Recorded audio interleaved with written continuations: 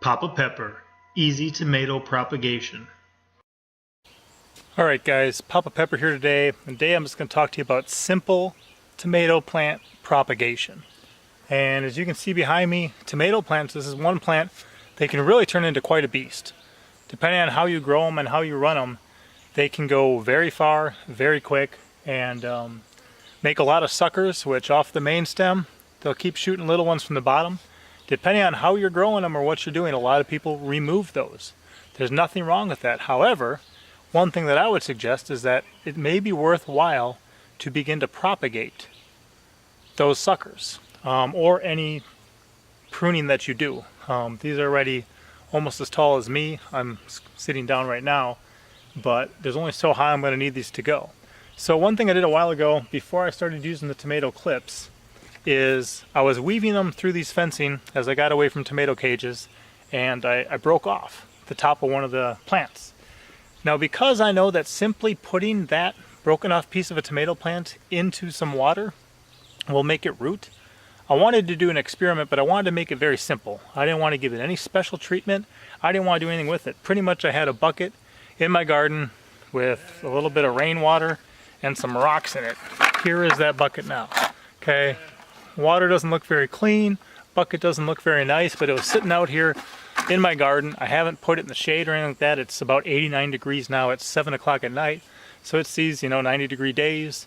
It's just been sitting here for a little over a week now. But if you look at that one plant I broke off, here's where I broke it off. Look at what's happened to it since I threw it in that bucket. It is now completely covered with roots. Now all I did was I said, oops, I broke that. You know what, let's not waste it. And I dropped it in the bucket. Just waited and did nothing to it. And now it's got all those roots growing. Now there's two ways to use this.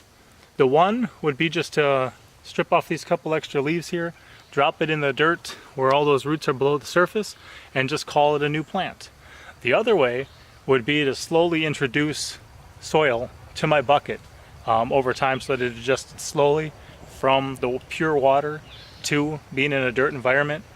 I think either would work with this. Some plants are going to be more sensitive, so some plants you would want to actually slowly introduce soil until it was actually growing in the dirt and then transplant it. But now this one I can put at the end of that row where I was one tomato short. I'm going to show you something in a second as well.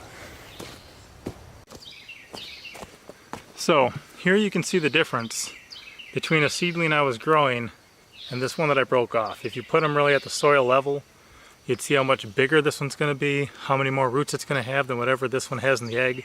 And there's a big difference here. So this is a tiny seedling grown from seed.